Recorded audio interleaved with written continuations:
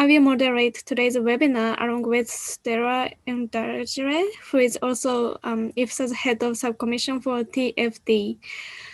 We would like to leave a special thank you to Marcus and Chandra for accepting our invitation and making this event possible. Today, we are here to discuss forest ownership, one of the primary factors regarding the use of forest resources. Forest ownership implies exclusive legal rights over the forest resource, including the right to fully control and utilize the forest. However, this right is not absolute.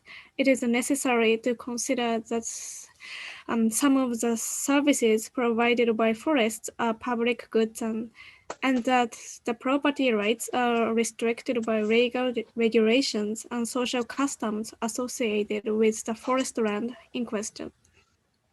The rationality guiding the management of forest resources are not the same between ownership types and even varying inside the same ownership category. So to understand the rationality behind the management of our forests, we have to understand who owns them. In that way, it is also possible to shape our forests by shaping who owns them. So our speakers today are Dr. Marcus, Colchester, and Dr. Chandra Silori. Thank you. So Dr. Marcus Colchester has a doctorate in social anthropology from the University of Oxford and was founder director of the Forest Peoples Program and now acts as a senior policy advisor. He has over 35 years experience working with forest peoples in the humid tropics. His expertise is in indigenous people, social and political ecology, standard setting, human rights, environment, development, and land tenure, policy reform advocacy, free prior to informed consent, and conflict resolution. Marcus has worked intensively in support of forest people's rights in relation to logging, plantations, palm oil, extractive industries, dams, colonization, and protected areas. His human rights advocacy related to development and conservation has earned him a Pew Conservation Fellowship and the Royal Anthropological Institute's Lucy Meyer Medal for Applied Anthropology. He has received an honorary doctorate of letters from Oxford Brookes University. He has published extensively in academic and NGO journals and is the author and editor of numerous books, including The Struggle for Land and the Fate of the Forest, published in 1993 with Larry Roman, and Salvageum Nature, Indigenous Peoples, Protected Areas, and Biodiversity Conservation. So could you introduce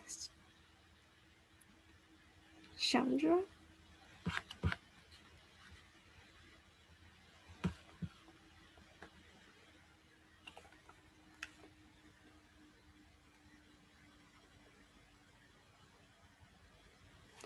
Okay, so let me introduce the other speaker today. Dr. Chandra has a PhD in wild science and is currently Deputy Executive Director of RECOFTC.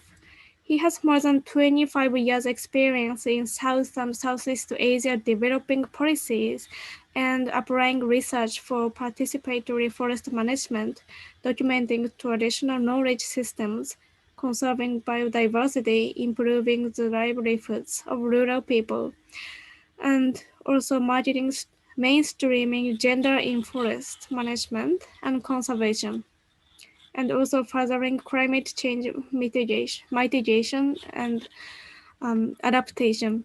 He currently supervises RECOFTC activities in 7 countries, in South and Southeast Asia. Those are Indonesia, PDR, Myanmar, Nepal, Thailand, and Vietnam. He's a strong proponent of community forestry and innovative capacity development models for participatory forest management and climate change mitigation and adaptation. He has also published more than 70 articles in peer-reviewed journals and edited volumes. He has authored and co-authored numerous training manuals, guidelines, and books on community forestry, biodiversity, conservation, climate change, adaptation, and mitigation, and gender mainstreaming in the forestry sector. So our webinar today will be separated into 3 different segments. In the first segment, we are going to have 2 presentations. After that, the moderators have prepared 3 questions that we will present to the speakers. And in the last segment, the third segment, we will leave time for questions from the participants. So if you come up with any questions during the presentations, please write them down so you can ask them in the third segment. So Dr. Marcus, you will be the first speaker. Please go ahead and share your presentation with us. Thank you.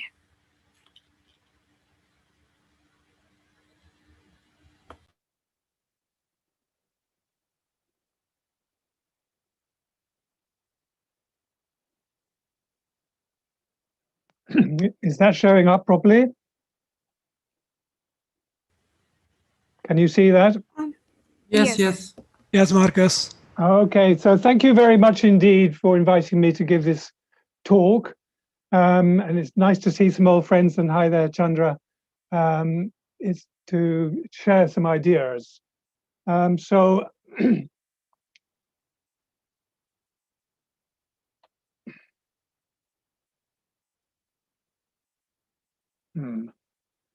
I can't change my slides.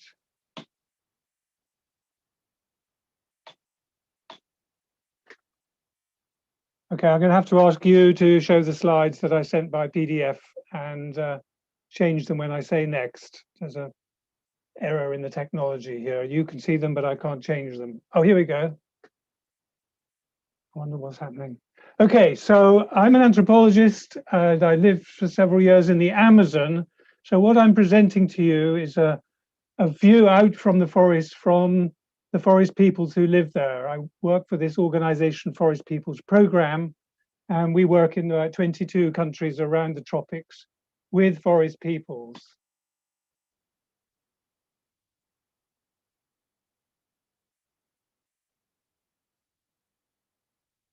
Okay, so just to remind you that forests are inhabited by about 600 million indigenous and tribal people spread across the world. And as many long-term residents have come into the forests who were not initially from those areas. The FAO and the World Bank say something like, I think the latest figure I saw was 1.6 billion people depend on forests for their daily livelihoods. And that represents about half of those who are said to be very poor. So I'm going to gallop you through the history of forestry to set out what I think's happened in terms of forest ownership. So I'm going to say, to find out where does this idea of forest come from? What does international law say about the rights of indigenous and other peoples governed by customary law? How does the collision between forestry laws and indigenous peoples' rights play out in reality? And we'll look at one country, Indonesia. And how does it play out on the ground?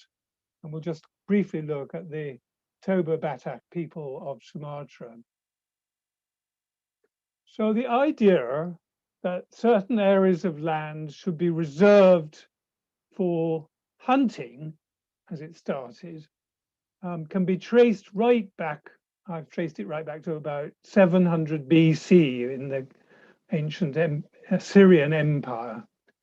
And we find the same idea in ancient Persia. And we get our word paradise from these areas set aside as hunting reserves. You can find the same thing in India way back in 400 BC. And it looks like it was Alexander the Great who brought this idea out of Asia into Europe in the 3rd century, 4th century BC. But then we don't really see much about this concept of forest, but we think that the word derives from the Latin foris, meaning that which is outside or beyond, and we get our word foreign from the same root. And then the first royal hunts, which were called forestis in the Latin of the early medieval period, come into history during the reign of Emperor Charlemagne. Yeah? And he it was, as far as history records, that established the first forestry laws which set aside areas as royal hunts. So they weren't initially for management of trees, they were for the management of game. So the important point for us to understand is that from this origin, forests have always been jurisdictions. In our history here in England, our first forest was established after the Norman conquest. Of course, we had trees before that, we had our woodlands, but they were only classed as forest and subject to forestry laws after this conquest. The first forest, which was called the New Forest, interestingly, in that establishment, 3,000 peasants were forced out of their homes and their houses were torched to clear the way for the hunt. And by the time of Henry II, 100 years later, 30% of England had been designated as forest.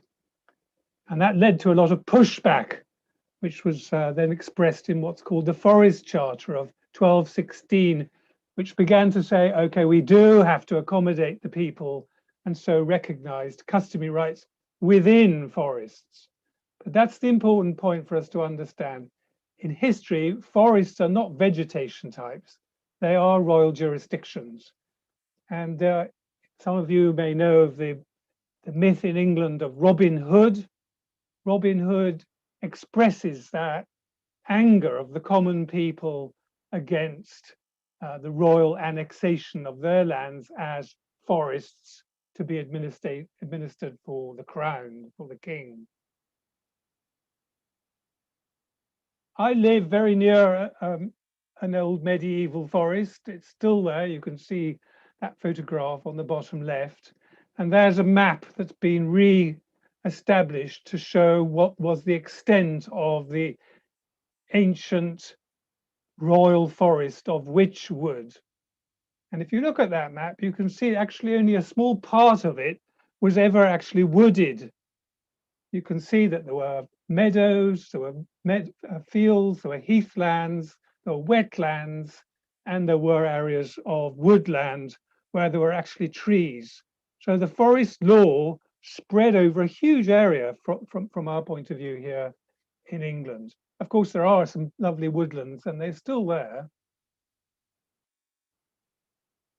So that notion of areas reserved for the state in the form of the crown gradually evolved into this idea of scientific forestry, where forestry reserves were established for the strategic interests of state industries, railways, mining, and so on, but to restrict popular use. And you may be interested to know that the young Karl Marx was radicalized by his master's degree study of the impact of forestry law on the rural poor in Germany. The poor treated the forests as where they got their firewood. They were called the poor man's overcoat, but they were often denied access and punished for going to collect their firewood. And so we saw that this same model, this European model of forestry, was spread internationally in the colonial period and imposed on the tropics. So we saw these same rules whereby areas of land were called forest, the native people's rights were restricted, and then the areas were handed out to companies for logging to the exclusion of the local people. And that fed a whole political economy of corruption, linking the political parties or the influential actors to the logging industries. And that continues today in many tropical countries. And here you can see a photograph on the bottom right I took in Guyana of an Amerindian indigenous child trying to get to school past the huge logging machinery that's taken over her land. Actually, this is a Chinese company operating in South America.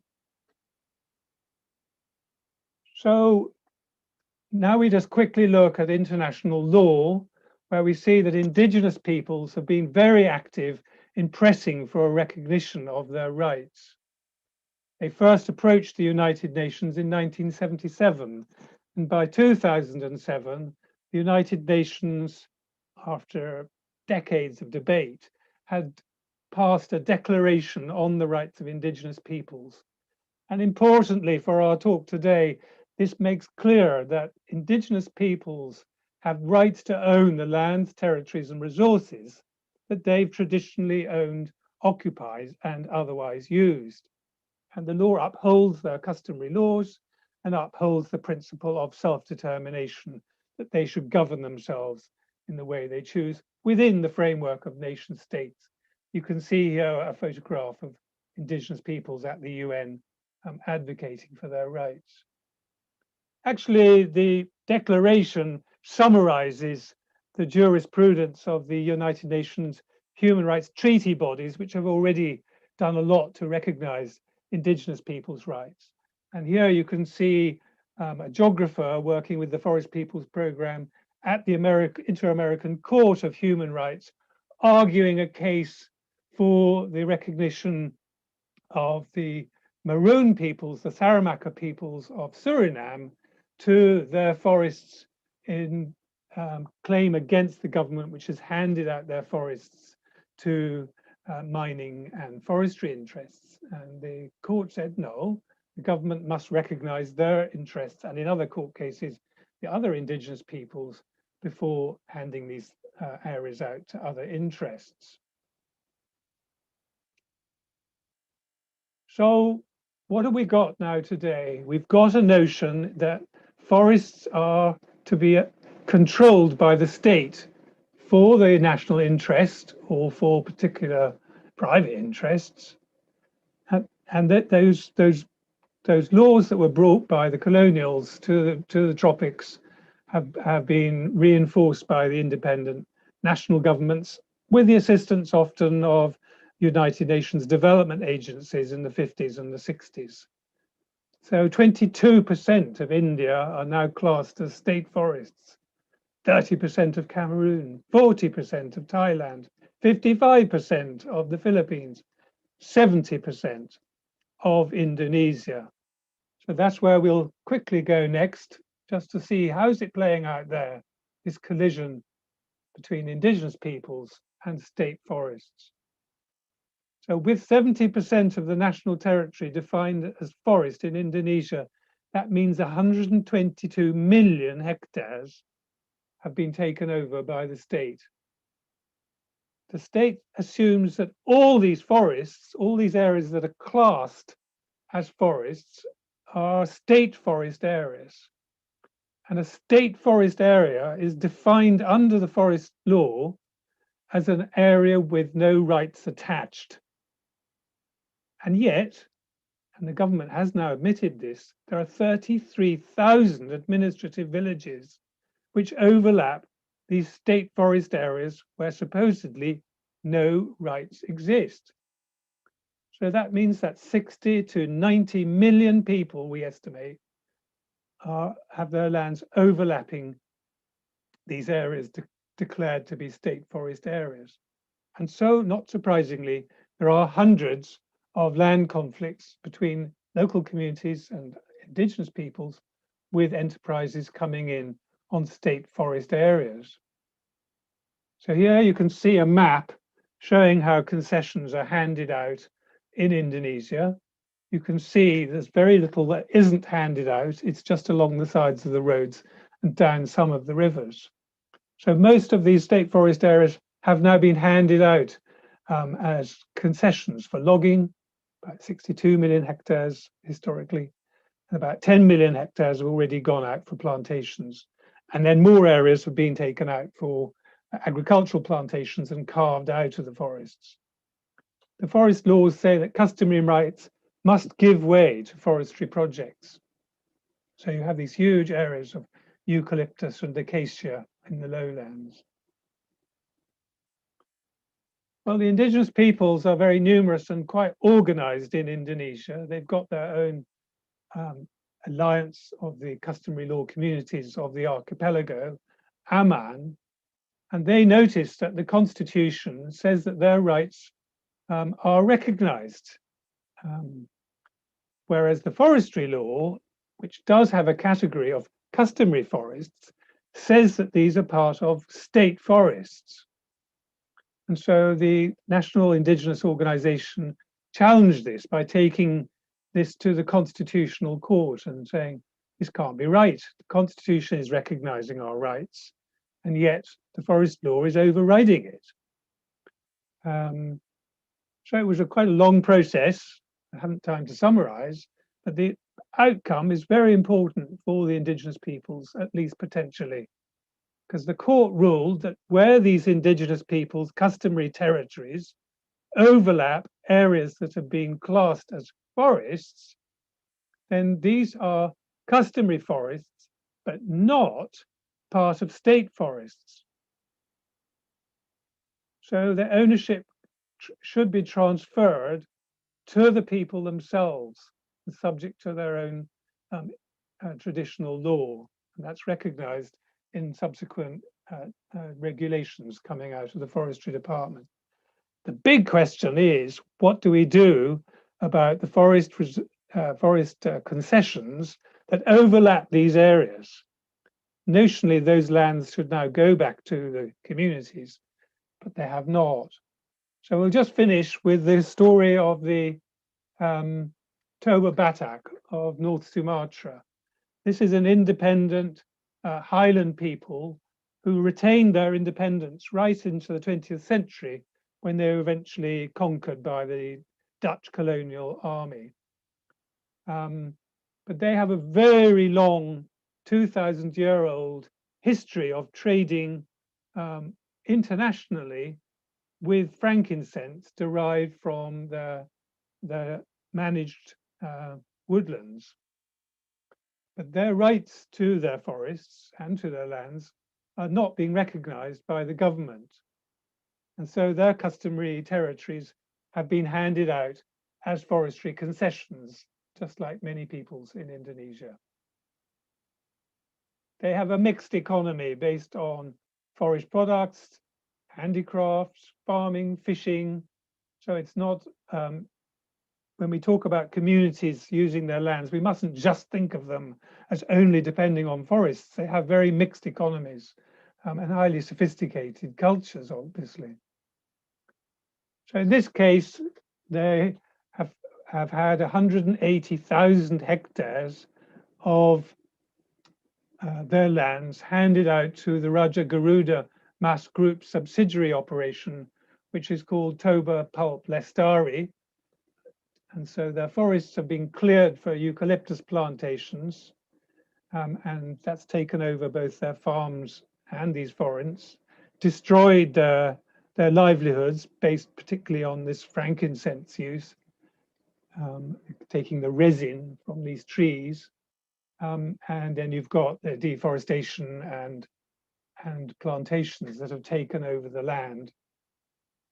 So this is an interesting story where the community have been resisting the takeover of their land by these eucalyptus plantations and have been appealing to the government since the company moved in 2014, but without success. The government was not listening. And so in the last couple of years, they've taken their complaint to the International Labour Organization and argued that by handing over their lands, which are theirs rightfully owned under the Constitution, to a state forest company, the government is essentially discriminating against them as an indigenous people by not recognizing their ownership rights to their lands and by destroying their traditional occupations, which depend on natural forest products. So you can see that something that started right back deep in history is still playing out in terms of conflicts today, as the lands of indigenous peoples, those with customary rights in lands and forests, are having their lands taken over by forest industries without their agreement, much less with their free, prior and informed consent. And in the slide here, you can see the government discussing what to do about this complaint that's come to the International Labour Organization in Geneva. So it's a long struggle and it's been going on throughout history. And thank you very much for listening to me. I look forward to our discussion. Thank you very much, Dr. Marcus. It was very interesting to me and probably to the participants as well. So, Dr. Chandra, can you now go ahead and share your presentation with us?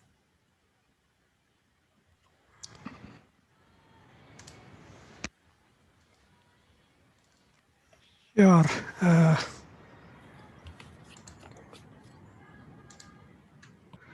Okay. First of all, thank you, Hiromi, and thank you all IFSA colleagues for this opportunity. Also, same here, Marcus. Good to see you. It's been a long time. It seems, it's been almost decades or maybe less than that, perhaps, when we met last time in, I think in Bangkok, in one of those training programs on free, prior, informed consent. So yeah, it's good to see you here and really honored to be sharing the dais with you here. I will be speaking particularly about the community forestry in Asia Pacific region. What are the challenges, what are the issues, what opportunities are there in terms of how community forestry can be one of the tools to really build the various aspects of people's livelihood, climate resilience and all. So just to quickly go through about the outline before I really talk about the core topic about the community forestry, a brief about RECOFT. Maybe some of you have heard about RECOFT, but maybe not everyone. So I'll let you know what RECOFT is, what we do. Then quickly an overview of community forestry, particularly in the context of Asia Pacific region. And also one of the points that was given to me for discussion is that what is the difference in efficiency between the community forestry and government controlled forestry management. I mean, Marcus touched upon that, some of those points already. And what is the current situation of forest ownership in RECOFT focal countries and in other Asia Pacific region? Where do we stand with as far as the community forestry is concerned? And what are the factors that really prevent community forestry from being achieved? What are those bottlenecks or challenges? So these will be some of the key topics I'll be touching upon in my presentation. So briefly about RECOFT. We as an organization, we believe in a future where people live equitably and sustainably in and beside healthy and resilient forest. And we basically, we are a capacity development organization. When we were set up almost more than 30 years back, we were set up as a capacity development organization, a training center. And community forestry particularly is an entry point for us. So community forestry, we believe it empowers people to manage and protect and benefit from the local forests. And by empowering forest communities, we can build the planet's and communities' resilience to social and economic and environmental challenges and crises. And as I said, community forestry is an entry point for us. That we take a long-term approach. When for designing our program or project activities, we take a long-term landscape-based approach, which is inclusive and aims to really help local communities secure their land and resource rights. This is one of the rare big challenges here. As Marcus said, the government controls most of the forest land. So this is one of the really a big challenge, seeing the size of the communities that depend on the forest for their livelihood. So securing their rights, their user rights, their ownership right is really very, very important. So, and along with that, then we use those tools to really stop deforestation, build alternative livelihoods for these forest dependent communities and indigenous communities. And at the same time, also achieve gender equality, which is an important aspect of forestry management, not only the community forestry, but forestry management as a whole. These are our focal countries. We work in 7 focal countries, and Bangkok in Thailand basically is our main office. We have been here for more than 30 years working in this region. And we have nearly 100+ staff working in the main office in Bangkok, plus other 7 focal countries. We work with all, a diversity of stakeholders, with the government, with the CSOs, private sector, community-based organizations. And we serve the poorest and most marginalized communities in Asia Pacific region, where more than 450 million people are estimated to be dependent on the forest for their livelihoods. And these include, as Marcus also was saying, that these are indigenous people, indigenous communities, youth, women, and other marginal groups who are dependent on the forest for day-to-day survival, in fact. Our influence and partnership extend from ASEAN region to multilateral institutions, government, local communities, and these are kind of our entry point to develop to have the sustainable development in the community forestry sector. Just to give you very briefly, what is community forestry? What do we mean by community forestry? So community forestry for us is a very broad term. It's a very broad approach, which is the core of that idea. Community forestry idea is that it empowers the people who depend on the forest, who manage the forest, who protect the forest, and who benefit from it.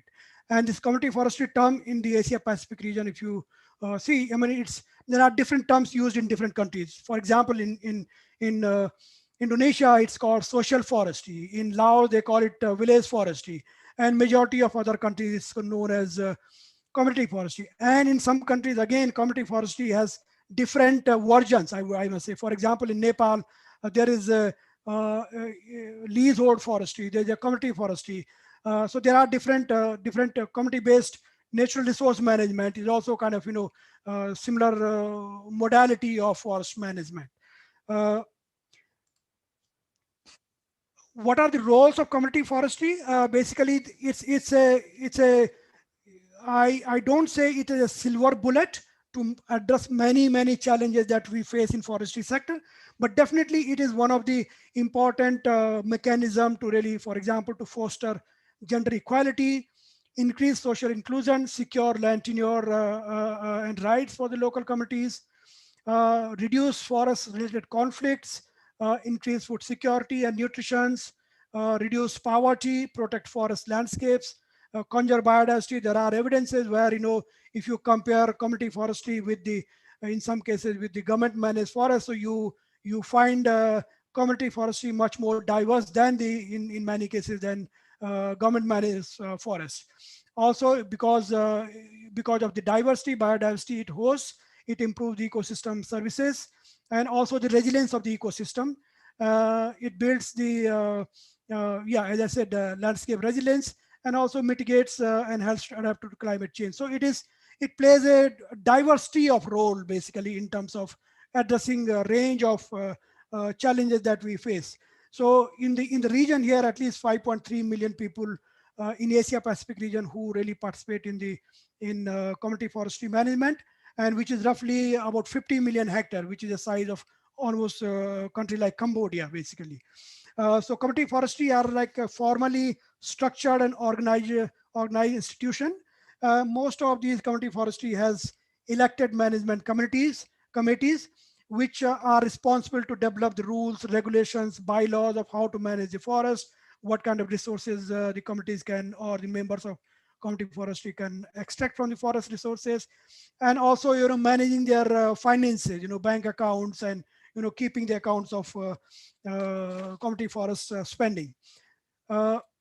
So, in if you just to give you an idea of what is the status of community forestry in our focal countries at the moment. So if you see here a comparative figure that we have given here, comparing between 2018 and 2019. So there has been roughly more than 50% increase in the community forest area in our focal countries. So we, it's roughly about 7.3 million households who are involved in the community forest management. And obviously they are linked with different sustainable development goals, the benefits of the community forestry. If you look at the data of how the community forestry has grown in Asia Pacific region. So in 2010, roughly about 6.7 million hectare was under community forestry management in Asia Pacific region. And as we move on to for next 1 decade, so that area almost doubled. So by 2020, roughly about 13.8 million hectare is under community forest management. And if these kind of trends continue for another decade or so, by 2030, we are expecting that about 30 million hectare forest will be under community forestry management, which will be roughly about 500% increase in the area that is being managed by the community, local communities, indigenous people. Just to give you some idea of how the community forest is growing in the region here. So these are, this table shows our focal country that we work in. And if you look at these numbers, the community forest area that was reported in 2019 against the target that countries have set in. So extreme right column shows what is the percentage of achievement of the community forest area by 2019. So except a couple of countries, I think still the most other countries are pretty far behind their target basically. Some countries like Vietnam, Thailand, and Philippines are doing pretty good in terms of reaching to their targets, but other countries are still lagging behind. We don't have data for Laos here, but I can tell you that even in Laos also, I don't think the numbers will look very good in terms of the achievement versus the target. So overall, if you look at in these 6 countries, about less than 50% of the target has been achieved so far. So I think it's countries are still pretty far behind, and there are a number of challenges basically to why those these targets are not achieved, and I'll talk about those challenges a little later.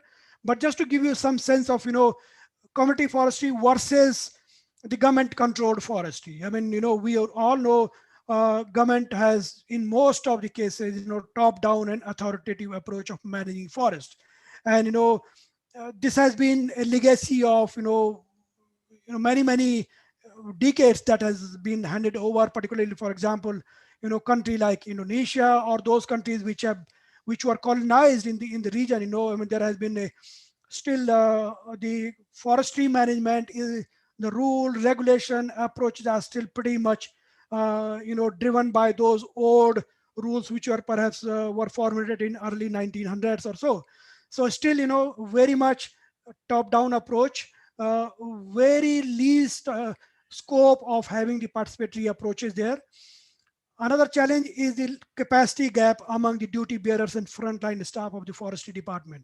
I mean, they may be technically a good forester, but sometimes when it comes to dealing with the communities, having this participatory sense of participatory approaches, realizing the importance of women to be part of the decision-making process, marginal communities to be part of the decision-making process, I think that is where they really lack seriously in terms of their capacity.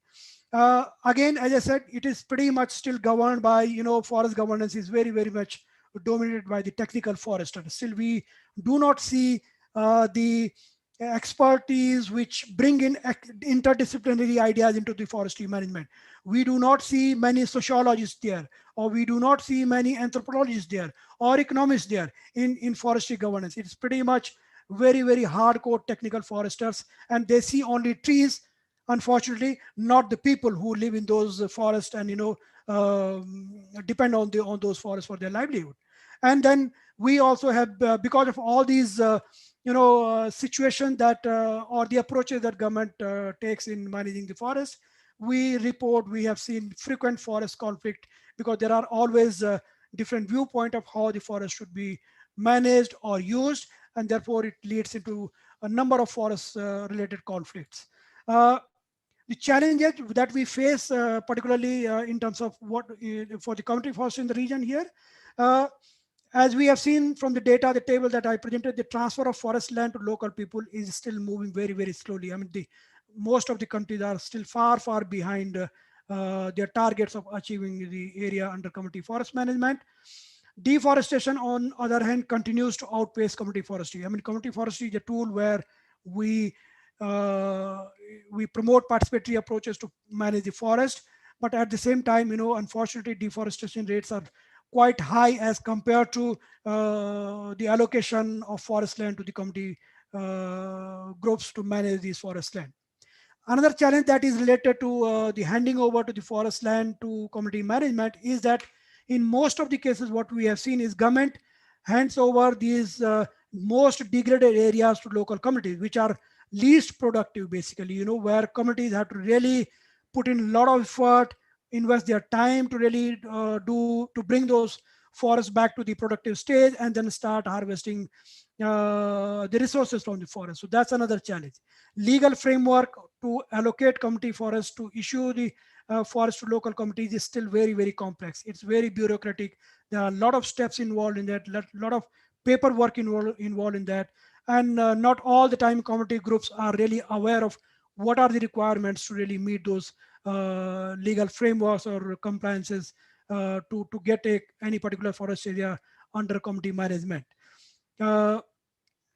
Limited finance resources and capacity at the local level. Again, look, as I said, these local communities in most of the cases are poor people, basically, who depend on the forest. So they do not have enough resources to really start managing the forest immediately, or get the resources, harvest the resources from them and sell them to the market and earn additional income from the forest areas. Their capacities are still very, very poor in terms of how to make those forests productive, manage them sustainably. And then, also when we talk about all other challenges, for example, climate change mitigation, adaptation, we are talking about the poverty elevation, food security. So how do we really use community forestry to also meet all these new challenges that we have been grappling with, basically? Also, another challenge, which is, which we really face in terms of arguing, advocating in favor of community forestry, is very limited profitability. I mean, at the moment, there are some cases where, which show that your community forestry can help people to come out of poverty, but still there are not very, very convincing numbers which can tell us that, yes, community forestry is helpful to bring people out of poverty. They may earn their little bit of income, or they may be dependent on the forest for subsistence purposes, but still, proposing this as a profitable venture is still, we do not have enough numbers. Forest conflict, as I said, still remains a major issue, challenge, dealing with the community forestry. What are the opportunities in terms of developing or proposing community forestry as one of the tools to address number of challenges that I was talking about? So in the context of ASEAN region or Asia Pacific, there are a lot of economic development and integration happening. We talk about ASEAN integration or economic integration in the ASEAN region. So all these new developments which are happening in the region offer a number of opportunities to really use forestry sector as one of the tools to address the global challenges. Private sector, I'm sure you all hear a lot talk about the private sector has a greater role to play in the forestry management or environmental issues. And fortunately, there are some trends that we have been seeing that, there are few genuine private sector which are coming forward and which are genuinely interested to really address some of these challenges that humanity is grappling with. But again, this has to be really taken very, very carefully. Gender equity and social inclusion. I mean, this remains a challenge in the forestry sector. Still, the forestry sector, at least in Asia Pacific region, we can say, and maybe possibly in other parts of the world, it is still very, very much male dominated sector. There are hardly any women or any ethnic group people, any marginalized representative people who are sitting at the policy level or decision making level, basically. Whereas if you see the management aspect of the community forestry, there are women who really play an important role. They have a excellent traditional knowledge of what species grows at what time, what fruit grows at what time, what NTAP grows at what time. So they have a tremendous knowledge, but unfortunately still there is a lack of their participation in the forestry management. We also see that consumer demand is growing in the region for sustainably sourced products. This is a plus sign. This is a good sign that more and more awareness is there in terms of people are asking for sustainably sourced products, which is an opportunity for us to really push for sustainable sourcing of forest products, be NTFP, non-timber forest products, or timber products. Use of information technology. We see all you guys, all of you, this are young people sitting in this webinar, and you are better aware of how useful information technology could be. And this is something which is an area that is really emerging very fast. And I think that also offers a lot of opportunity how this technology can be used to really manage these community forests in much better way. Government policies and plans are, we see that there are some in many countries, rather, in fact, there are government policies and plans which are coming forth in favor of community forestry. All those targets that we have seen are because as a result of those policies and plans. But unfortunately, the gap where we see is that, yes, these policies and plans are excellent, they are really good, but on papers, hardly in many cases, we see there's still a huge gap in terms of implementing those policies on the ground, and therefore we still see a big gap there. So this was a brief about community forestry in the Asia Pacific region, and what kind of opportunities do we have, what challenges do we face, and what kind of options or solutions this can offer to address the number of challenges that we have. So thank you so much. Happy to answer any questions if you have. Thank you so much, Dr. Chandra. Sorry, my connection was poor, so I couldn't catch up with Dr. Marcus, but thank you so much for the great presentations, Dr. Marcus and Dr. Chandra. So now we have 3 questions prepared for us. Each will have 5 minutes. Each speaker will have 5 minutes to answer each question. After both questions, after all the questions have been answered, anyone in the audience can place their own questions in the chat. We shall be able to capture them. So, Dr. Chandra, you answer first to this question. The question is, in which way can community-owned forests contribute to the local communities that cannot be achieved under other forms of ownership? If I may come again, the question is, in which way can community-owned forests contribute to the local communities that cannot be achieved under other forms of ownership? Please, Doctor. Right. Thank you. Thank you so much for that question. Well, as I was, sharing during my presentation, community forestry, I mean, if you look at the historical trend of the forest management at least in the Asia Pacific region, I come from India, so I have seen how the forestry management has grown, and that is something pretty much similar in other parts of the region in this Asia Pacific region. Is that it has been for a too long period, it has been dominated very much by top-down approach, be it the general forestry management or even the biodiversity conservation or wildlife management. So it has been very, very much top-down approach. But it has been realized of late that this kind of approach is not going to be very, very fruitful. It is not going to really achieve the objective and the result that that these management regimes set for. And therefore, now we see that there has been a shift towards the participatory forest management. So we have seen, and therefore we see the more and more countries are setting their target for achieving community forestry or going for these participatory approaches of forest management. Community forestry is one of the mechanisms. So there are different other participatory mechanisms, but the core idea is that you need to give more power to the community. You need to empower them. You need to give more rights to local communities to manage their resources.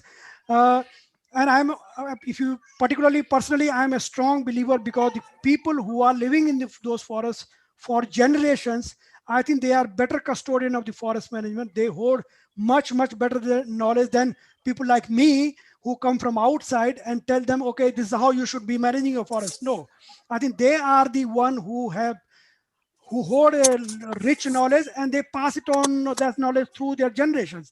So I think community forestry or the participatory approach to forestry management, and even these indigenous people who have been managing those lands for centuries, for decades, for generations, basically.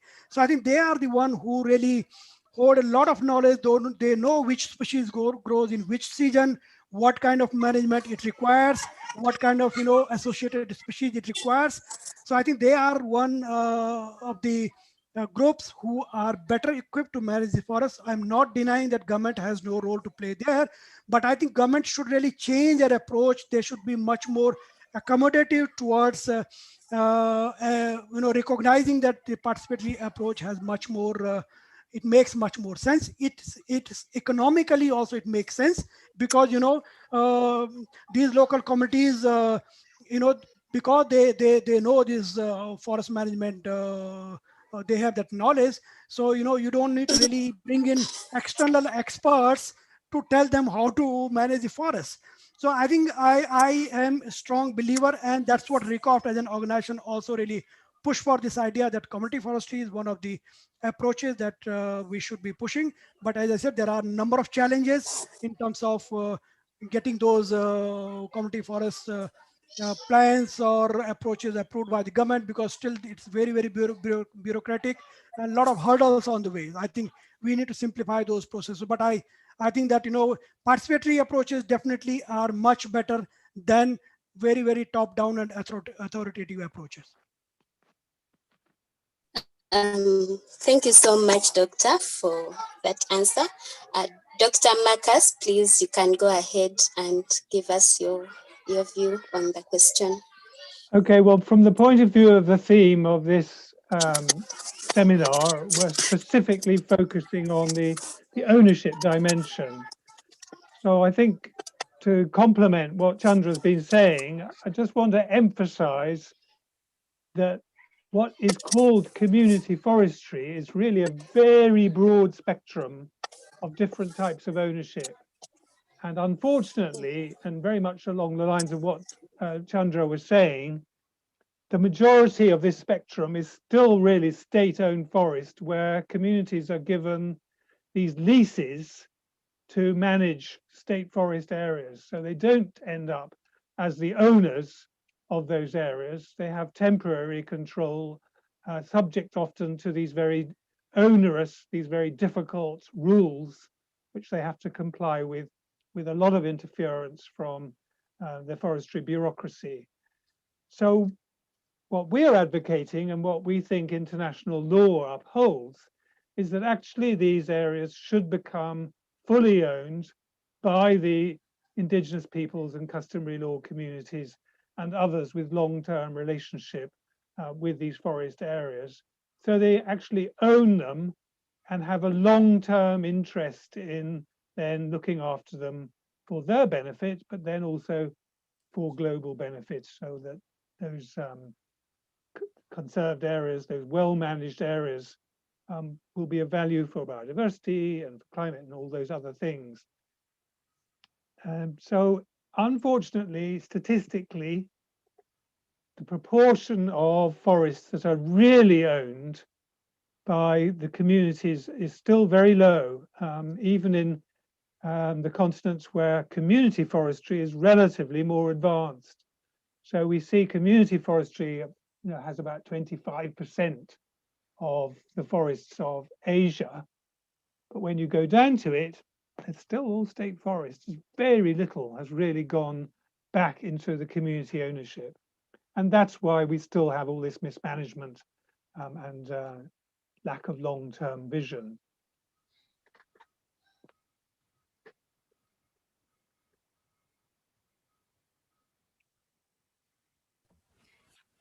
Thank you very much for answering. So I would like to ask another question. Our second question is, the importance of activity in the modern economy is typically perceived by its contribution to the country's GDP. In that sense, how can we assert the relevance of forest management logics that are not profit-oriented? Could you answer to this one, Dr. Marcus? Well, you're absolutely right. This is a major conceptual and practical challenge for peoples who live in forests when much of their livelihood strategy is not yet monetized, and so it does not get measured by economists. So if you look after your trees and you don't cash them in, you've made nothing for the state, even though you may have looked after watersheds, you may have looked after the climate, you may have conserved biodiversity, you may have provided for yourselves in terms of food and medicines and all sorts of other values that you can derive from your own local forests. None of that will get measured by a GDP calculation, which only measures cash transactions. Now, some economists, because they're trapped in their monetized mindset, think, well, the only way to then get around this is to cash everything in. So we have to give people money to look after watersheds. We have to give people money to look after biodiversity. The question is, where will that money come from? And will it really stimulate more prudent management? I think there's a lot of question marks. There is some evidence that in areas which are in transition, where people are already fully in the market, then rewarding people for looking after forests with cash can help encourage them to maintain the forest cover. But there are other examples where it seems this could have the wrong effect, because if the cash flow doesn't come, then people say, oh, well, that wasn't worth much. And so they'll clear their forest for a cash crop that can give them greater returns. So I think this is a very important area of debate. And what we really need is a different way of valuing forests that does not just measure it in cash terms, because we're really denying the value of forests by imagining that everything is valued in cash. I mean, if you think about your own family life that is not based on cash, those are probably the most important things in your life. Your relations with your wife and your husband, your relations with your children, they're not cash based. When you give blood to the hospital, you don't expect money back. You've done that for the public good. So many of the most vital things in our lives are actually not based on cash. And we just have to break that dogma from the economists if we're going to have a rational way of looking after resources.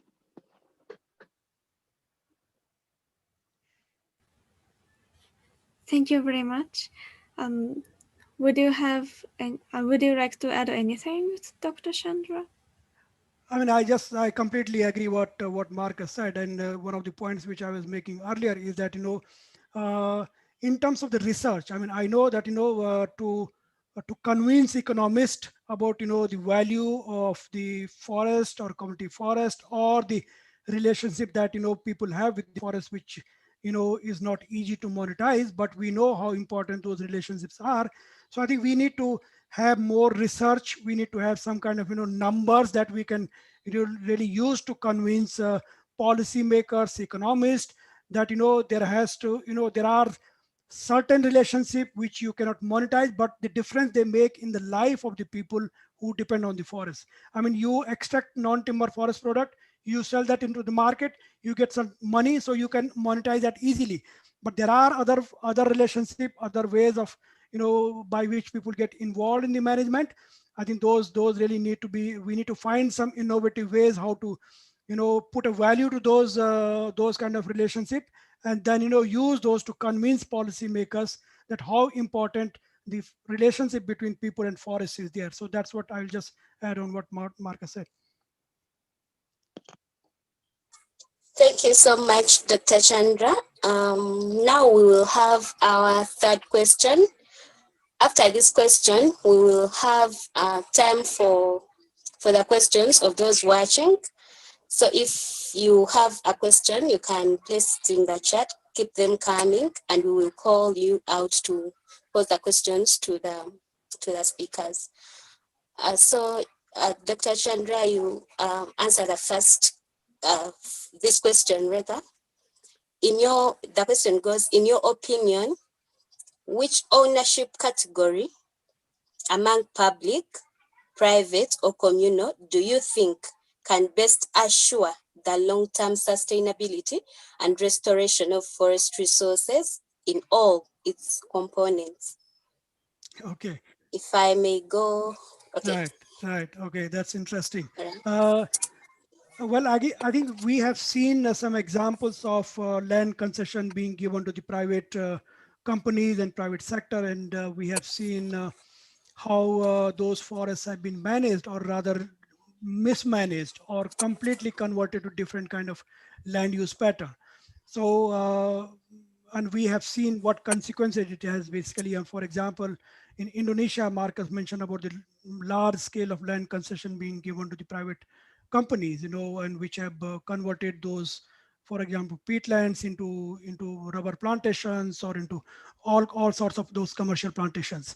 So it has, it may help perhaps to some extent. I'm not really sure that it might help to generate some income to the local communities in some sense, but I don't think in a long run this is a very, very viable option or modality of managing the forest.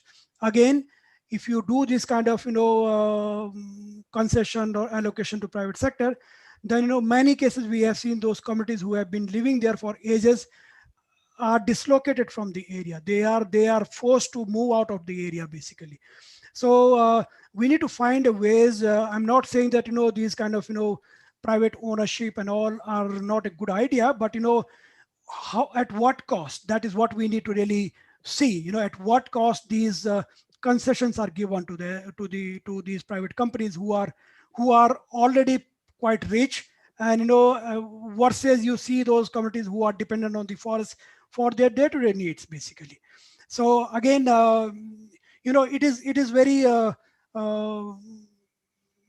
subjective in many sense, but again, I think we have to really see that what is the cost of those forest allocation to different group of people or stakeholders, or the cost of management of those forest area by different people, and the subsequently the land conversion which happens, and because of that number of other issues that those crop up because of those land conversion or change in land use pattern, in terms of the climate change issues, or in terms of the soil quality degradation or environmental quality degradation. So we have to really see all these, what is the cost of those different kind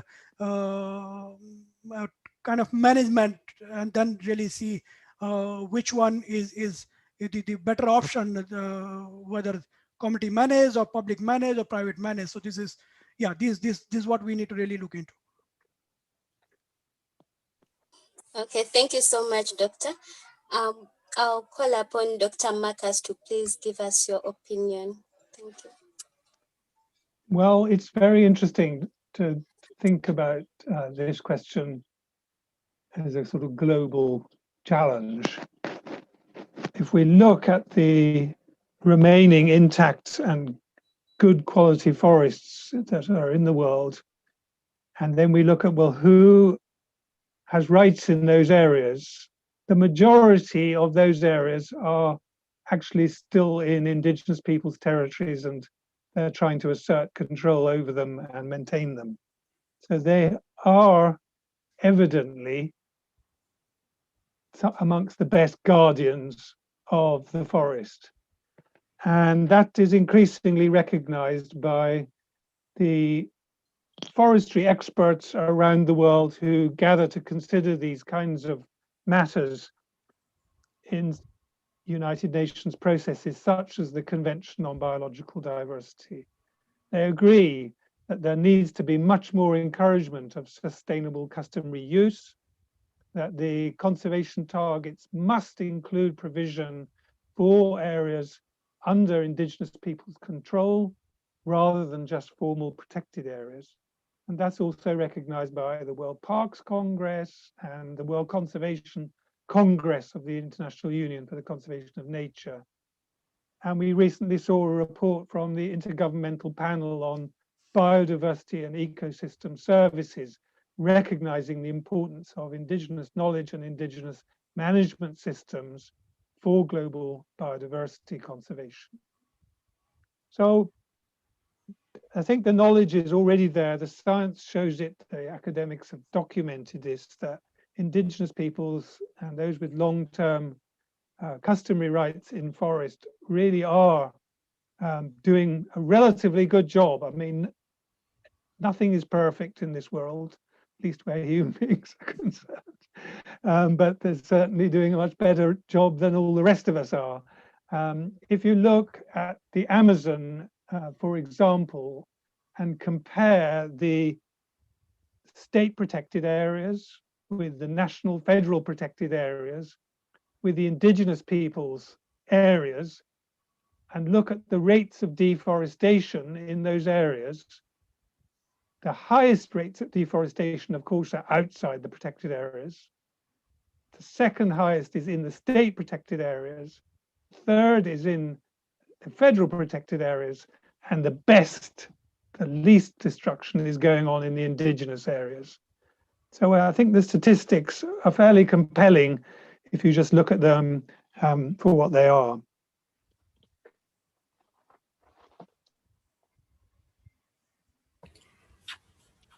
Okay, so thank you very much both for your input in this present discussion moment. So we now invite anyone who has a question to place in chat. Many of you have already written some questions, but we will call you to pose the question, or if you can't pose it yourself, we can read it for you. So the first one is posted by M. Silva. Are you here? Could you ask your question by yourself? Hello, yes, I'm here, and thank you for the opportunity to speak. Well, so I made two questions, one more directly to Dr. Chandra and the other one for both. My first question, so I will tell both, and then, well, maybe you can incorporate the same answer in both. My first question was about how can you then incorporate more women in the forestry sector, or what do you think will be the best strategy, especially in Asia, in these countries where the role of women is still a bit hard to idealize in the forestry field. And my other question was that I know that in the agricultural field, there's these so-called farm schools where companies also help, or there's a lot of universities that send specialists to the field in Asia to help in the sector, to help poor growers to have more knowledge. I don't know if this happens in the forestry field, and if you know, I will really be interested to know these type of organizations. Thank you. Okay, thank you, Silva, for that question. So let me take this first question about how we can improve women's role in the forestry sector, particularly in the community forestry. I think there are a lot of challenges as far as the gender mainstreaming is concerned. I mean, they are related with the not enough resources. They are related with the capacity issue. They are related with the people sitting at the policymakers are still dominated by the women foresters or men forester or men policymaker. So there are a lot of challenges. So there are a lot of barriers to be really dealt with before you actually hope for that there is a situation where there are more women voices in the forestry management. As far as the community forestry is concerned, generally community forestry will have this community forestry committees, and where you decide that how many members will be there in the committee and who will be sitting at which position and all. So there could be if we see the example, for example, from Nepal, where for the community forestry management they have rules that 50% of the forest committee members should be women, and then there are a couple of key positions again which should be occupied by women. So if we bring in these kind of policy interventions or rule regulations in the community forestry management, that is one way to really promote women's role in the forestry management. But simply having them in in terms of their number in the management committee is not really going to solve. There are challenges with regards to their capacity. The next step is to build their capacity, give them an opportunity to speak up. You generally what we do, or generally what we see that we organize, for example, a training program, and you have 40 people attending that training program. We say, okay, 15 of them were women, and we say, okay, we have tick mark, we have done gender mainstreaming in the forest management. No, that's not the right way. How many of those 15 were given an opportunity to stand up and speak their mind about the forestry management? So you need to really build that level of capacity where women are able to, stand up, speak their mind, and their voice is listened by other members of the forest committee. So there has to be, and then budget. You do not have, dedicated budget set aside for gender mainstreaming in forestry management activities. You do not have a separate department or a separate unit created within the forest department or forest ministry, which gives that opportunity for women to really be part of this management decision or forest management activities. So I think there are at different levels, there are different kind of challenges, and it's not really, and then there are all kind of cultural barriers that we, at least from Asian perspective, there are a lot of cultural barriers that we face as far as the women's participation in the forestry sector is concerned. So I think it has to be approached in different ways, in multiple directions, and there's no one silver bullet by which you can say yes, you can really improve the women's role in forestry management. So if I come in, shall I? Shall I come in? Yes, please go ahead. Yes, Yeah. Doctor. Sorry. So I just wanted to comment also on the gender question. Thinking again about the theme of this talk, which is on tenure of ownership.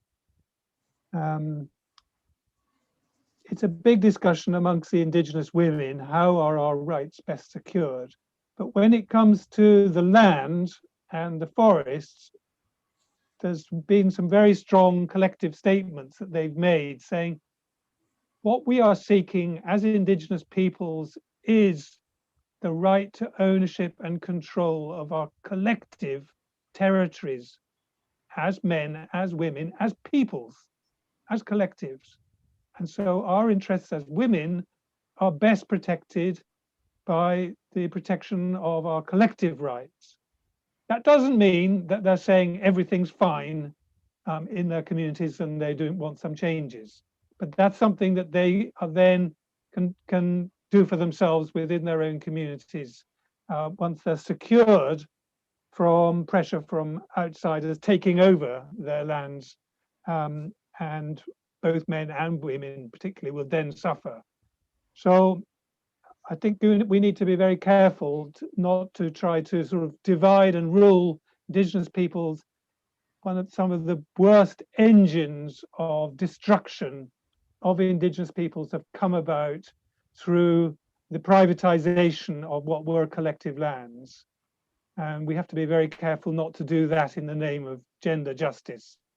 There's a lot of literature out there to warn you against meddling in the collective control of lands. But I'm not saying it's all simple, and I'm not saying there aren't gender discrimination going on within indigenous societies or in customary systems. But I think with respect to this question about knowledge, again, talking from the point of view of the indigenous peoples in the forests, it's not really a matter of the lack of knowledge that's the big challenge. Although, of course, everybody can learn more. We're all learning all our lives. That's why I enjoy life still. But it's about the reduced scope that they have for applying the knowledge they already have. And so what's really encouraging to see around the world is the indigenous movement for developing their own forest and land use plans. What in the Americas they call planes de vida, where they decide amongst themselves which of these areas are going to be for our forest, where are our farmlands going to be, how are we going to develop our livelihoods, how will we meet some of our cash demands? We're not denying there's a cash economy. How can we build these based on our knowledge, on our customary laws, on our customary institutions, and taking the good things that are coming from outside, like the new technologies that Chandra was going on about. So we're all learning, but let's not throw away all that knowledge that's already there.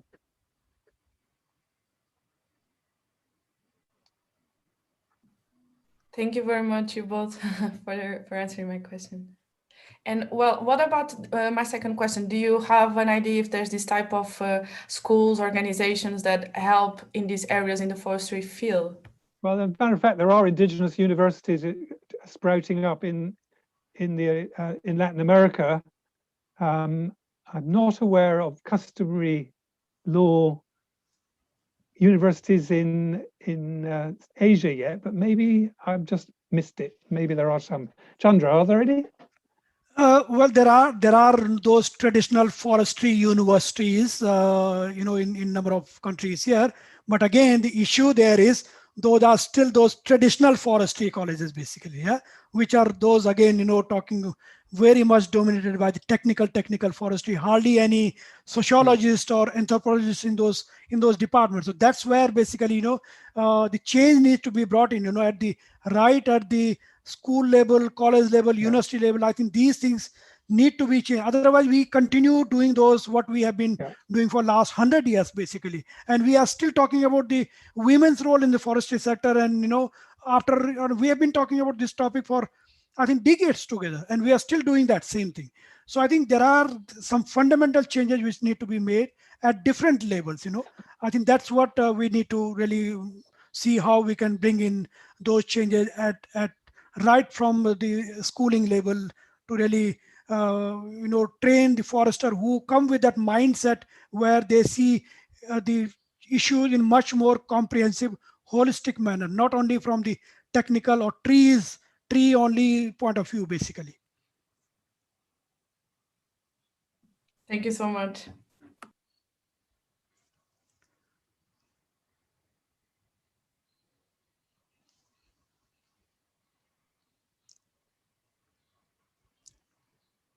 I see there are a lot of questions in the chat box here. So how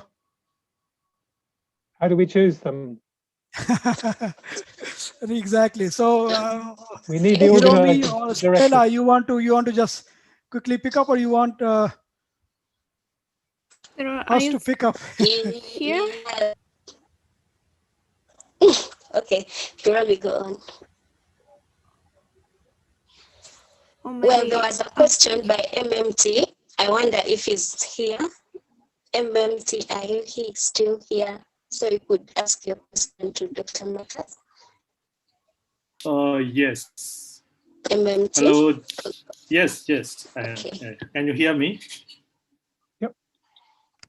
Yeah. Yes. Okay. Yes, Okay. My question is for Dr. Marcus. So what I would like to know is the relationship between the management of state-owned forests and deforestation. So is there any relationships, the state-owned forest management and deforestation? If so, what I want to know is what is your suggestion to the forest authority of the country where the state-owned forests are the majorities? And what is your advice to the government of state-owned forest country? Thank you. So I think I have a somewhat challenging, even controversial point of view on this, generalizing from the history of what I call colonial forestry.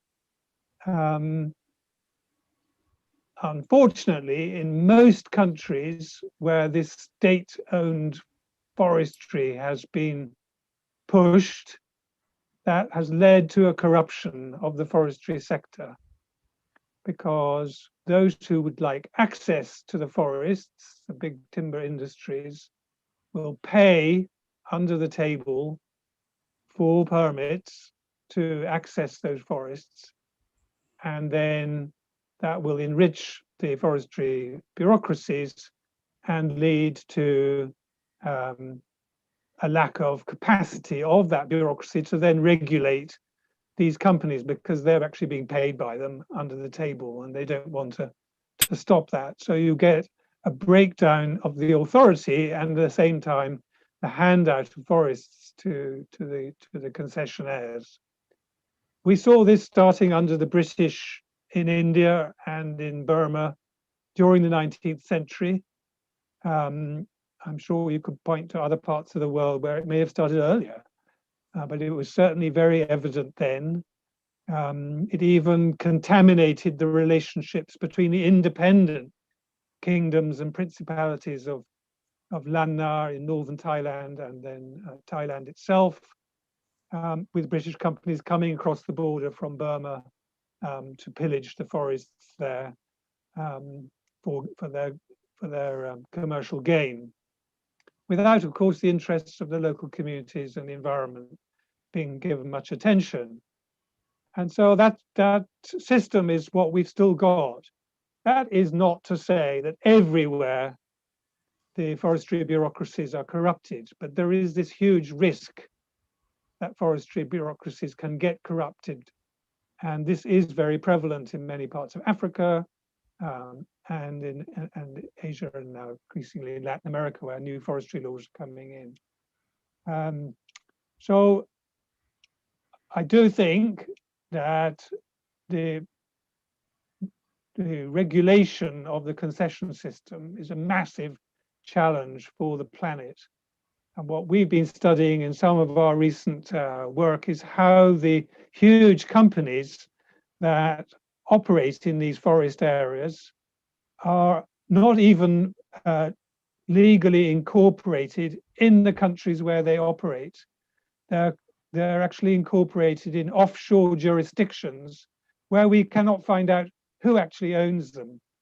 And so holding them to account is extremely difficult. Now, a lot of countries are trying to fight back against this impunity of forestry corporations, but we have a long way to go. So I have some quite strong views about the political economy of forest destruction, but I'm not saying that every company and every bureaucrat is corrupt, but I'm saying this is a major problem that pervades the forestry sector. Thank you. Thank you.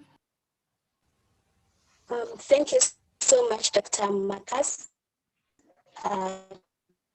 Chandra, do you wish to?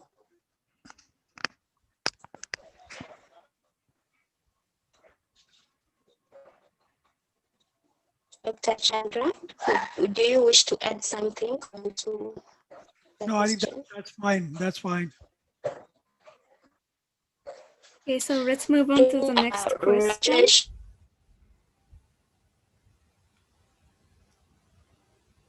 Is Rajesh Vista here?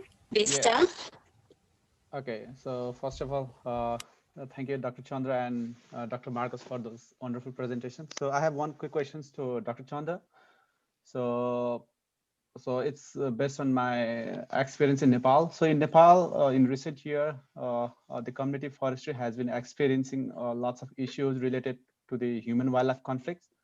So what is your observations or understanding on human-wildlife conflict issues in other Asian regions implementing community forestry, and how communities should move ahead on this issue? So can you give some insights on this one, Dr. Chandra? Yeah, I'm aware that this the conflict, wildlife conflict that is happening in at least in India or in Nepal and all, and I don't think this is an exception in this. I mean, this is also an issue here in this part of the world as well, in ASEAN region as well, because of the fast pace of deforestation that's happening and the wildlife species losing their habitat, and therefore they really venture out beyond those protected area boundaries and all, and then then get into these kind of conflicting situations with the local communities. But as I said, one of the challenges with the community forestry is that the land that is generally handed over to communities by the government is generally poor in quality, so you hardly see any wildlife or any biodiversity in those areas. So that is one area where perhaps community forestry doesn't really face that much, because of the, at least in the early stage of when it is handed over to local communities. But definitely this is a challenge as well in this part of the world as well, where there are frequent conflict happen between the local communities, wildlife, where wildlife venture into their agriculture field sometime, destroy their crops and all. So one example which I can really recall, at least in Thailand here, where they have tried to develop a collaborative mechanism with the local community. They call it Joint Management of Protected Area, JOMPA, where after notification of the protected area, the community generally, if you notify national park, then community have to move out. I mean, they are thrown out of the area. But in that particular case, what happened is that communities, there was some kind of agreement with the park, between park authorities and communities. Certain area of the park was allowed for communities to stay in there and do their cultivation, but in return they also have to kind of there was some area which were designated as biodiversity conservation area, and then there was agreement that community will not be allowed to go into those areas and destroy the biodiversity. So these kind of joint agreement which happen, and then there are some such models where basically these kind of agreement has happened, and then which is in a sense kind of win-win situation for conserving biodiversity, and also people are not being displaced but being allowed to stay in those areas.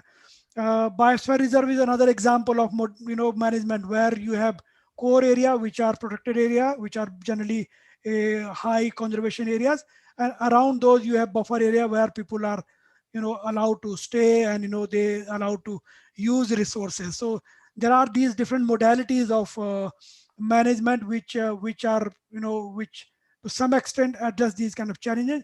But I know still there are issues to deal with these kind of conflict, and definitely I hear a lot of such cases coming from Nepal, from India, and yeah, from those countries basically. Thank you. Thank you very much. Would you like to add anything, Dr. Marcus? That's an excellent answer. I'm happy to go to the next question.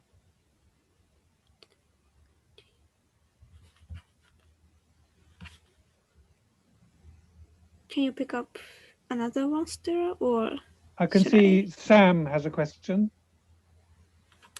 Yeah, Yeah, thank you, Dr. Melquist and Dr. Chandra. This is really, educative for us. I was kind of thinking if there's any form of revenue resource agreement or benefit sharing between the state and indigenous, communities.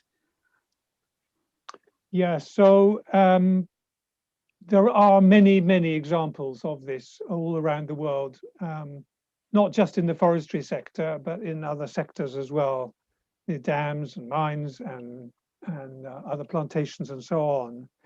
The principle should be, if we are following what's been agreed by all the states as international human rights law, that the rights of the communities are recognized and respected and protected, including by businesses. And that's part of the United Nations guiding principles on business and human rights.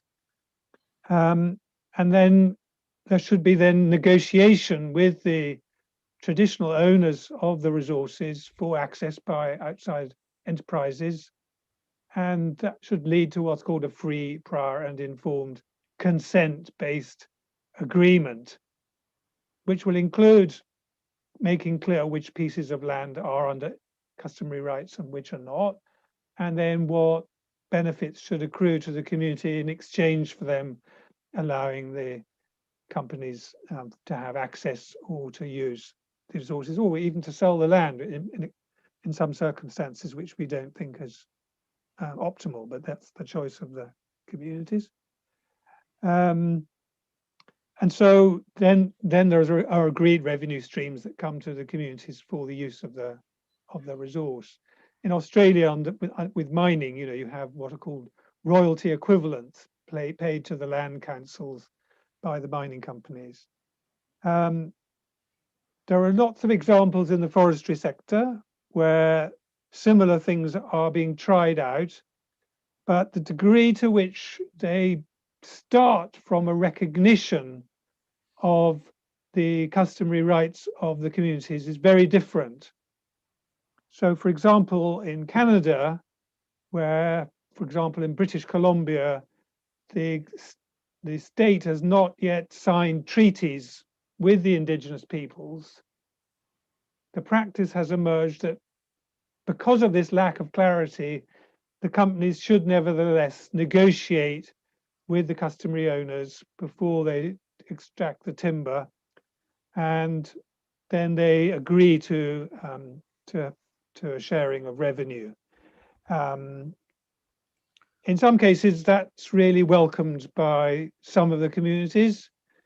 In some cases, they don't want the companies coming in, and there are conflicts. And unfortunately, very commonly, there are then divisions in the communities between those who would like the money and those who would like to maintain their traditional system of forest management. So it's not without its problems, but it's better than most in that respect. Another example would be Cameroon, where they do not properly recognize customary rights, but they acknowledge that the forests are inhabited, and the local the local chiefs are recognized as having some authority in those areas. And so the companies which are given concessions by the state are required to pay what are called cahiers de charges, which are negotiated payments that they pay to the village chiefs. Now, typically they're from the dominant ethnic groups, and there are big questions about who actually gets this money.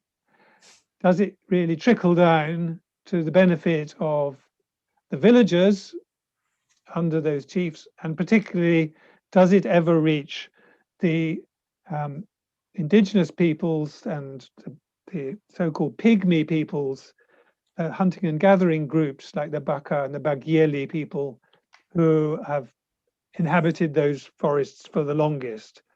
And our findings from our work with those communities in Cameroon is indeed the money doesn't trickle down to them hardly at all. So it's a complicated spectrum there, but the principle that you should be sharing wealth with the people based on respect for their rights and then based on negotiated agreements is the one we emphasize as providing the best possible outcome. Thank you so much, Dr. Marcus. Dr. Chandra, could you please maybe have some comments? Do you have any comments to add on?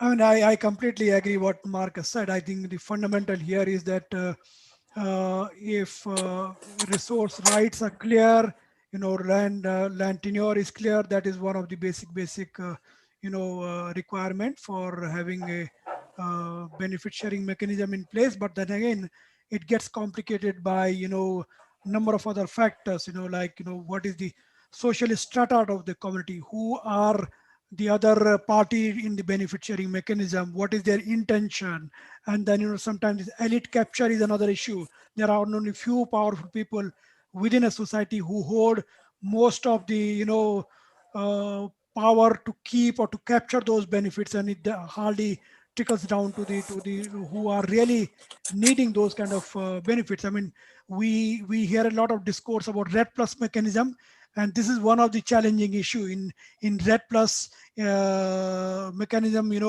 Unless until you define that who owns the forest land, who owns the trees, you cannot really say who owns the carbon, and therefore who gets the money of the carbon trade, basically. So there are still examples of these. There are some example where benefit sharing is happening, but then again, it's not so simple that okay, you get $100 and you divide between the state and the communities so easily, because there are a number of other layers involved in the entire process of making sure that the benefits are really reaching to the real needy people. I mean, for example, in India, the joint forest management is a forestry, participatory mechanism there. And being a federal state, each state has their own ratio of sharing the benefit from JFM activity. So in some state, somewhere it is 40-60 ratio in favor of the state, so somewhere if the, in most of the cases, that is the situation where state takes major share of the benefit from the JFM approaches. But where the community groups are kind of strong enough, they are vocal enough, they are powerful enough, they have better knowledge, then they can really fight and get those larger share of the resources. So there are mechanisms, but again, it's pretty complicated, I must say. Okay, thank you so much, Doctor. Khan, you had a question. Khan in the audience, are you there? Karan, are you there? You had a question. Thank you, Sheila, I for think inviting me. we don't. Okay. First of all, I am very thankful to Mr. Chandra for your nice presentation. My question is, I completely agree with all of the benefits of community forest, which you said before, but community forest in terms of solving problem is a new topic for me. Could you please elaborate it with example or your personal experience? Thank you. Thank you. As I said earlier, I think community forestry is an important management tool, but I must tell you that it is not a solution to every problem or every challenge that we are facing. Okay, the problems that we see or we face in forestry sector are a range of issues are there, basically. It's a climate change, food security, poverty elevation, soil quality management. There are hundreds of challenges are there.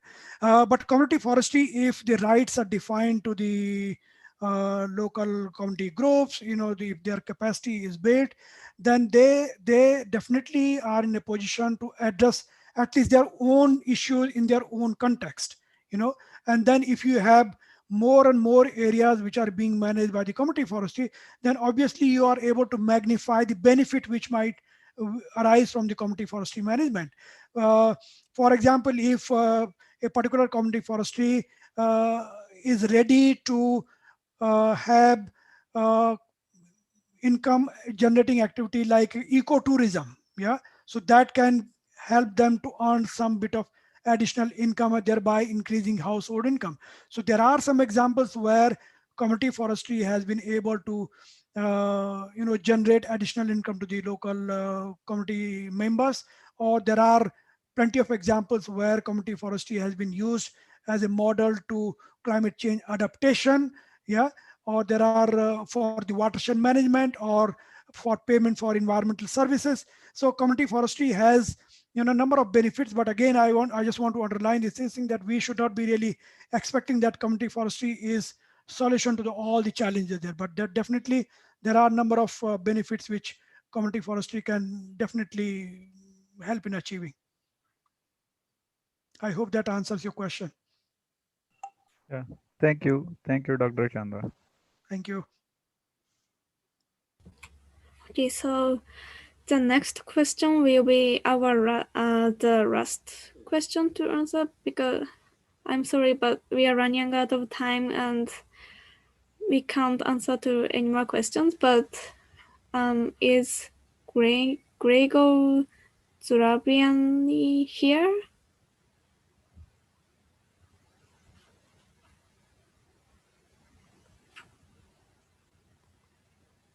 Maybe no. Okay. I read the question. Which kind of ownership forms, private and public, is a better way for sustainable use of forest, and which country in the world have best experience in? I think this was partly, I think, answered by Marcus earlier, where I think there was a similar question earlier, I believe.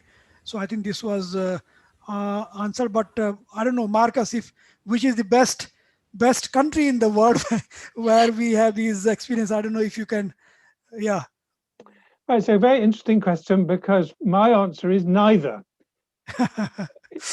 Privatizing forests to individual ownership is one end of the question, and then public ownership of forests is that state model which I've been explaining has led to so many problems.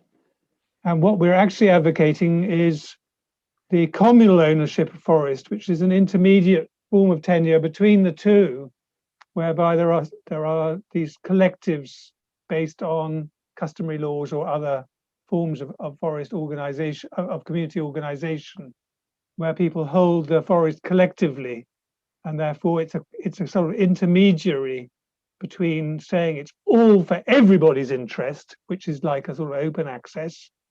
That's the risk of it being an open commons, or it's just privatized for individual profit. And we're saying that we need, actually, the forests are best looked after through these collective tenures, where these wider societal values can be realized more practically by the local managers who are actually living there on the land, not distant managers who manage state forests theoretically, but very often don't have access to them themselves and just hand out concessions. So I think the question has ignored the title of the conference, which was that there were private, public, and communal ownership options.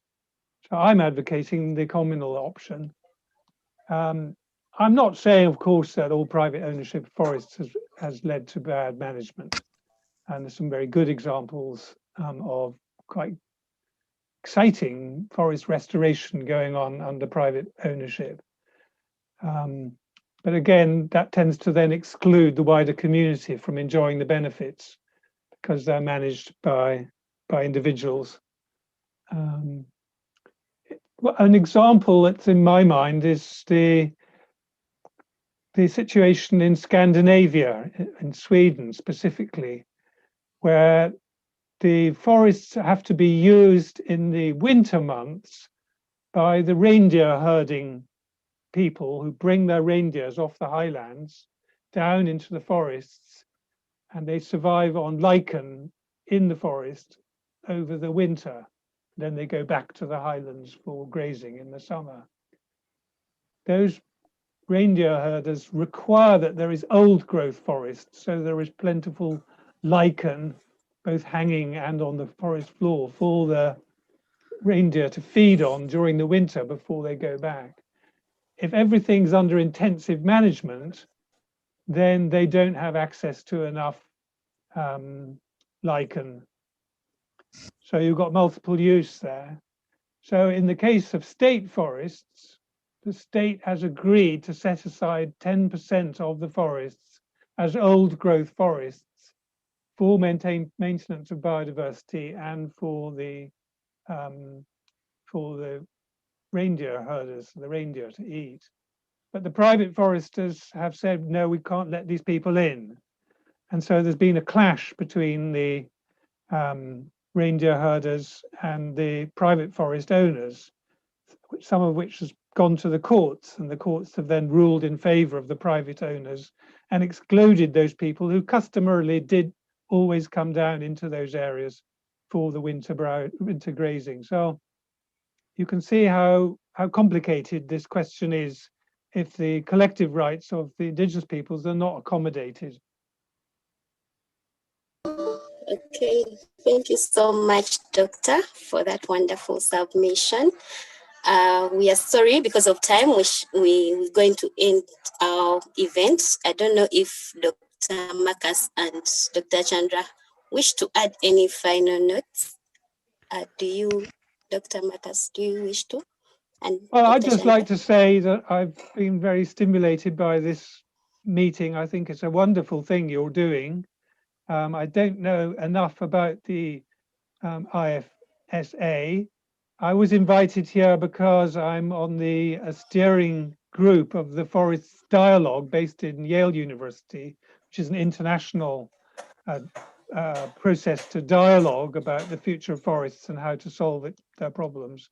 So I think it's really great that the IFSA has got this link with the Forest Dialogue and through the Forest School there.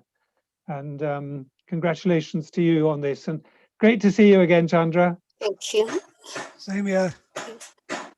No, absolutely. I completely agree with Marcus that, you know, all these young forester, future forester, you for organizing this event. I think this is commendable job for done by all of you, and great to see a number of young people here asking really very pertinent, very relevant questions, and that shows that, you know, how much aware you are and how perhaps committed you are in terms of what you really want to you know, play a crucial role in future in forestry sector, whichever country you come from. So that's a great job. So congratulations once again, and yeah, feel free for any further support you need from at least from RECOFT side. RECOFT is pretty much involved with IFSA, you know, so we are happy to support you whichever way possible. So yeah, again, thank you so much for this opportunity, and good to see you, Marcus. Take care. Okay, take care. Okay, thank you so much. I would like to leave a special thanks to Dr. Chandra and Dr. Marcus for their contributions, and also we thank those who took the time and interest in participating. We hope you have enjoyed this event, and yeah, thank you so much. We hope you've enjoyed as much as we've enjoyed. Bye. Thank you. All the Bye-bye. best.